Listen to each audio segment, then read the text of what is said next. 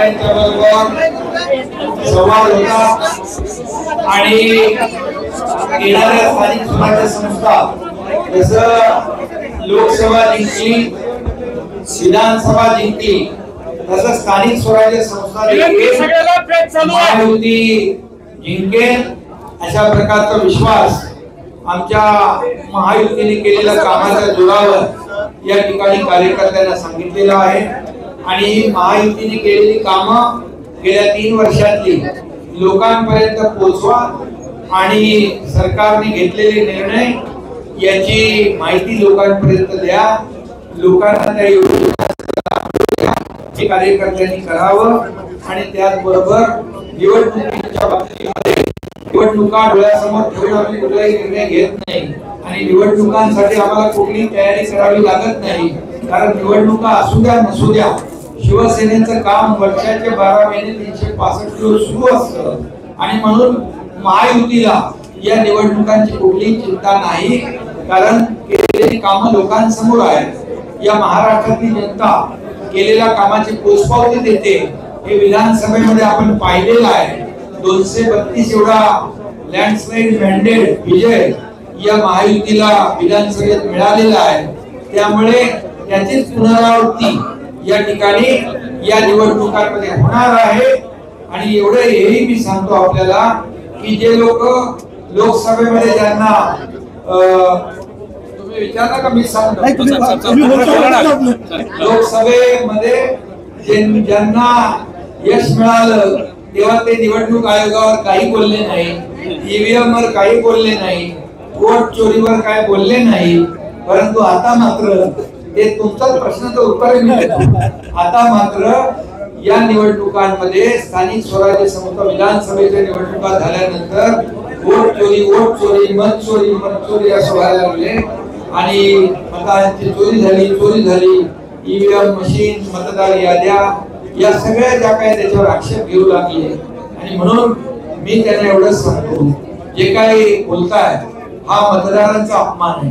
आमच्या लाडक्या बहिणींनी मतदान आम्हाला केलंय त्यांचा अपमान आहे, शेतकऱ्यांनी आम्हाला मतदान केलंय त्यांचा अपमान आहे, लाडक्या भावांनी मतदान केलंय त्यांचा अपमान आहे, वारकरी कष्टकरी सगळ्यांनीच आम्हाला मतदान केलंय त्यांचा अपमान. या महाराष्ट्रात तमाम मतदारांचा अपमान ते करतायत आणि म्हणून येणाऱ्या स्थानिक स्वराज्य संस्थांमध्ये मतदार या सर्व लोकांना धडा शिकवतील, कारण त्यांनी केलेल्या मतदानाचा अपमान ते करतायत. विधानसभेत विरोधी पक्ष नेत्यांसाठी आता धडपड सुरू झाली आहे. सगळ्या पक्षांची म्हणजे विरोधी पक्षांची एकमेकांसोबत भेटीगाठी सुरू झाली. गेल्या वेळेस असा आरोप होता की होऊ देत नाहीये, तुम्ही जमू देत नाहीये. अरे लोकांनी त्यांना विरोधी पक्ष नेत्याच्या एवढी संख्याबळ पण नाही दिलं, कारण जनतेने त्यांना धिडकारलेलं आहे, जनतेने त्यांना त्यांची जागा दाखवली आणि त्यामुळे विरोधी पक्षाला लागणारं संख्याबळ देखील त्यांच्याकडे नाही. आज फक्त भेटीगाठी सुरू आहेत, काहीतरी वर्कआउट करण्याचा प्रयत्न सुरू आहेत त्यांचे. कुठं? मुंबईमध्ये सगळे एकमेकांना भेटतात. काँग्रेस त्यांना भेटतंय, ते तिकडे जात आहे. सतीश पाटलाचं नाव गाठीभेटी चालू असतात, पण आम्ही गाठीभेटीपेक्षा कामाला महत्व देतो आणि त्यामुळेच काम करणाऱ्या लोकांच्या मागे महाराष्ट्रातली जनता उभी राहते. या स्थानिक स्वराज्य संस्थांमध्ये देखील काम करणारे निर्णय घेणाऱ्या लोकांच्या पाठीशी या महाराष्ट्रातली जनता उभी राहील. तर अजित पवारांना टार्गेट केल्या जाते. ते पोलीस अधिकाऱ्यांसोबत जे बोलले त्याचे ऑडिओ क्लिप व्हायरल होते आणि अशा पद्धतीनं अधिकाऱ्यांसोबत बोलणं कितपत योग्य असे सवाल उपस्थित केले जातात. खरं म्हणजे त्यांनी अधिकाऱ्यांनी देखील कोण बोलतंय ओळखलं नसावं आणि अजितदादांचा जो काही रोखठोक स्वभाव आहे त्यांचाही तसा उद्देश नसावा, परंतु मिसअंडरस्टँडिंग झालेला आहे, गैरसमजातून हा प्रकार झाला आहे. एवढं या ठिकाणी मला जी माहिती मिळाली त्याबद्दल.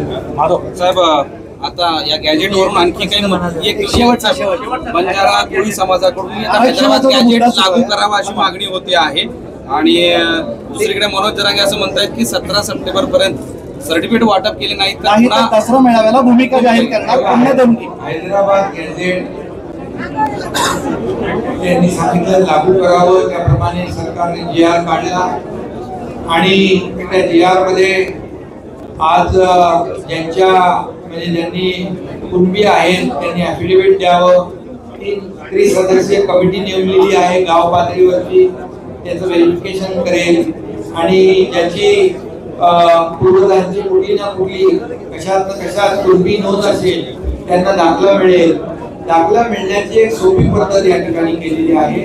त्यामुळे कुठल्याही परिस्थितीमध्ये या ठिकाणी इतर समाजावर अन्याय होणार नाही, ओबीसी समाजाचं नुकसान होणार नाही आणि मराठा समाजाला हे प्रमाणपत्र सोप्या पद्धतीने मिळावं अशा प्रकारचा तो विचार आहे.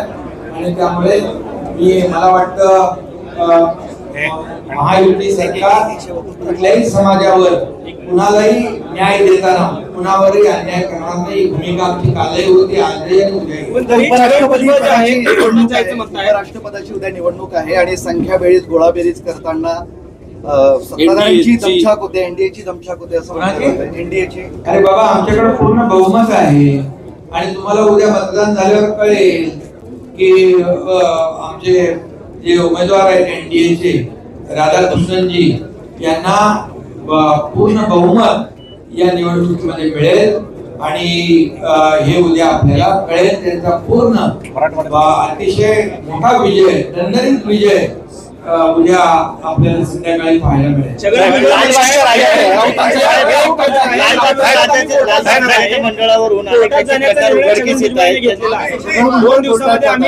कोर्टामध्ये जाणार आहे. जो जीआर काढलेला आहे सरकारने त्याला विरोध करतायत छगन भुजबळ, सत्तेतले मंत्री आहेत ते देखील. बघा मुख्यमंत्री देवेंद्रजी, मी स्वतः अजितदादा आणि भुजबळ साहेब ज्येष्ठ नेते आहेत आणि त्यांच्याशी चर्चा झाली होती आणि त्यांनाही सांगितलं होतं या जीआरमुळे ओबीसीला कुठे धक्का लागणार नाही.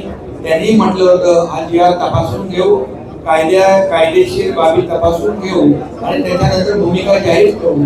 त्यामुळे मला वाटतं या जीआरच्या माध्यमातून ओबीसीचं कुठलंही नुकसान होत नाही. मराठा समाजाला जी प्रक्रिया आहे, हा जो काही प्रमाणपत्र देण्याचा नियम 2012 आहे तो आम्ही केलेला नाही, तो पूर्वीपासूनचा आहे. त्यामुळे आम्ही नवीन काही असा नवीन काही निर्णय घेतलेला नाही. प्रमाणपत्र देण्याबाबत फक्त पद्धत जी आहे ती सोपी केलेली आहे, सुटसुटीत केलेली आहे. यापूर्वी मराठवाड्यात कधी कोणते प्रमाणपत्र मिळत होते का? ज्यांच्या नोंदी मिळाल्या त्यांना दिलं ना आपण.